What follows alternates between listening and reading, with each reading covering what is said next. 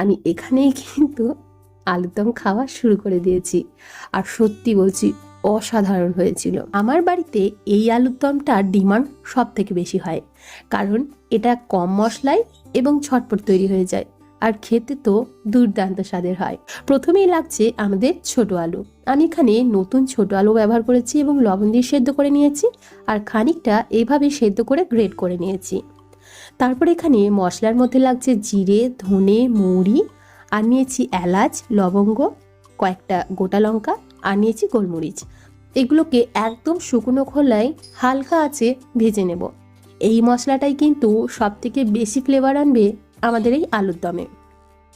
তো দেখুন, একদম কম আছে আমি এখানে মশলাটা ভেজে নিয়েছি। এখন একটা প্লেটের মধ্যে ঢেলে নেব এবং পুরোপুরি ঠান্ডা হয়ে যাওয়ার পর এই মশলাটাকে গুঁড়ো করে নেব। আচ্ছা, এই মশলাটা কিন্তু আপনারা অনেক রান্নাতেই ব্যবহার করে নিতে পারবেন। তো দেখুন, আমাদের মশলা রেডি হয়ে গেছে। এখন এটাকে সাইডে রেখে দিয়ে প্যানের মধ্যে নিয়ে নিচ্ছি সামান্য পরিমাণে সর্ষের তেল। অবশ্যই সর্ষের তেল ব্যবহার করবেন, তাহলে কিন্তু বেশি ভালো হয়। একটা দারচিনির টুকরো দিয়ে দিলাম ফোড়নে, দিয়ে দিলাম সামান্য পরিমাণে কয়েকটা গোটা জিরে। আর এখানে যে পেঁয়াজটা আমি নিয়েছি সেটা একদম কুচি করে মিহি কেটে নিয়েছি, আর আমি এখানে দুটো বড় সাইজের পেঁয়াজ ব্যবহার করেছি। তো খুব ভালোভাবে আমি এখানে পেঁয়াজটাকে একটু ভেজে নেব, তবে একদম ব্রাউন করে ভাজার দরকার নেই। যারা নিরামিষ খান সেক্ষেত্রে পেঁয়াজটা বাদও দিতে পারেন। তো দেখুন, খুব ভালোভাবে পেঁয়াজটাকে ভেজে নিলাম। অল্প একটু হিং ব্যবহার করলাম, হিংটা কিন্তু অবশ্যই ব্যবহার করবেন। এখন হিংটা দিয়ে আবার একটু ভেজে নিচ্ছি।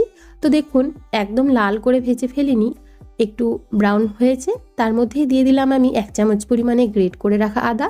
আপনারা চাইলে বাটাও ব্যবহার করতে পারেন। আদার কাঁচা গন্ধটা চলে যাওয়া পর্যন্ত একটু ভেজে নেব। তারপর দিয়ে দিলাম আলুগুলো, যে আলুগুলো আমরা আগে থেকে সেদ্ধ করে খোসা ছাড়িয়ে রেখেছিলাম সেই আলুটা সেদ্ধ করার সময় কিন্তু অবশ্যই লবণ ব্যবহার করবেন, তাহলে আলুর দম কিন্তু কখনোই পাঞ্চে লাগবে না। এখন খুব ভালোভাবে একটু সময় ধরে ভেজে নিয়েছি। তারপর দিয়ে দিলাম লবণ, লঙ্কার গুঁড়ো এবং হলুদের গুঁড়ো। আপনারা চাইলে কিন্তু এখানে কাঁচা লঙ্কা কুচিও ব্যবহার করতে পারেন, আমি সেটা ব্যবহার করিনি। এখন খুব ভালোভাবে লবণ, লঙ্কা এবং হলুদ দিয়ে আলুটাকে একটু ভেজে নেব। এইভাবে যদি আলুটা একটু ভেজে নেন তাহলে আলুর দম কিন্তু অসাধারণ লাগে। তো দেখুন, অল্প একটু সময় ধরে আমি আলুগুলোকে ভেজে নিয়েছি। এখন এর মধ্যে যোগ করে দিচ্ছি কয়েকটা কাঁচা লঙ্কা। আমি এখানে কাঁচা লঙ্কাটা কুচি করে ব্যবহার করিনি, গোটা গোটা দিয়ে দিলাম। আপনারা যেরকম ঝাল পছন্দ করবেন ঠিক সেভাবেই এখানে লঙ্কাটা ব্যবহার করে নেবেন। দিয়ে দিলাম জল। আমি এখানে 1 গ্লাস পরিমাণে জল ব্যবহার করেছি। আপনারা ঠিক যতটা গ্রেভি রাখবেন সেই অনুপাতে জলটা ব্যবহার করবেন। তারপর এখানে দিয়ে দিচ্ছি যে আলুটাকে আমরা গ্রেট করে রেখেছিলাম সেই আলুটা। এইভাবে যদি আলুটা দেন তাহলে গ্রেভিটা কিন্তু খুব সুন্দর আসে, আর আলুগুলো বেশ গোটা গোটা থাকে, দেখতেও ভালো লাগে আর খেতেও ভালো লাগে। তো সমস্তটাই খুব ভালোভাবে মিশিয়ে নিলাম। এরপর ঢাকা দিয়ে ওই 5 মিনিটের মতো একদম লো ফ্লেমে ফুটতে ছেড়ে দিয়েছিলাম। এখন দিয়ে দিলাম সামান্য পরিমাণে বিট লবণ, আর যে ভাজা মশলাটা তৈরি করেছিলাম সে ভাজা মশলাটা দিয়ে দিলাম। এখন আবারও খুব ভালোভাবে নাড়াচাড়া করে নিচ্ছি। বিট লবণটা কিন্তু অবশ্যই যোগ করবেন। সামান্য পরিমাণে এখানে দিয়ে দেব চিনি। চিনিটা অবশ্যই আপনারা নিজেদের স্বাদ অনুযায়ী এখানে ব্যবহার করবেন, দিলে কিন্তু বেশ ভালো লাগে।